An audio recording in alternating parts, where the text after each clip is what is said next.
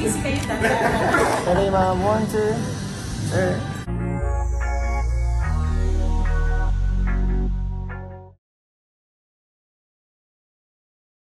Graduate na muli itong si Judy Ann Santos.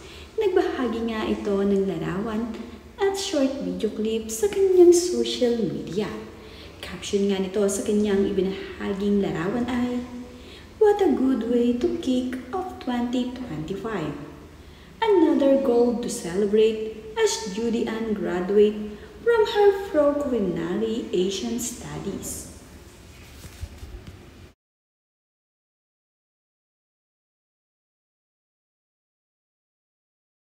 Judy Ann.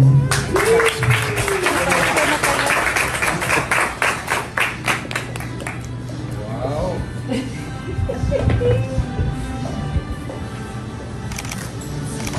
Dapat pa sa mga atin.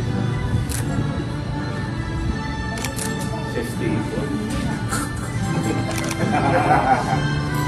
Okay lang, busy kayo talaga. Ready, ma'am? 1, 2, sir. Check. Pinahagi nga ni Judy Ann Santos ang short video clip ng kanyang graduation day. At sa kanya namang graduation day ay nakatanggap nga siya ng 2 medalya. Hindi naman nga inaasahan ni Judy Ann Santos na 2 medal ang kanyang matatanggap. Nang caption nga niya sa kanyang ibinahaging short video clip ay, "Kudos to Chef Judy Ann for her hard work and passion. Completing the long professional culinary arts program at Center for Asian Culinary Studies is such an inspiring achievement."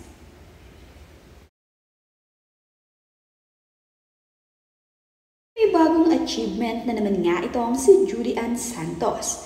Kaya naman nga panay ang kanyang aral ay dahil mayroon nga siyang sariling restaurant na Angry Tobo.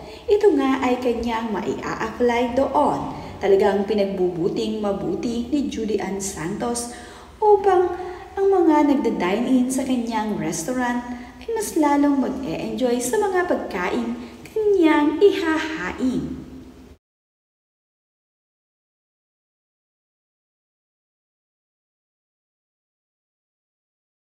Caption naman nga sa fanpage ni Judy Ann Santos ay, "And this happened today.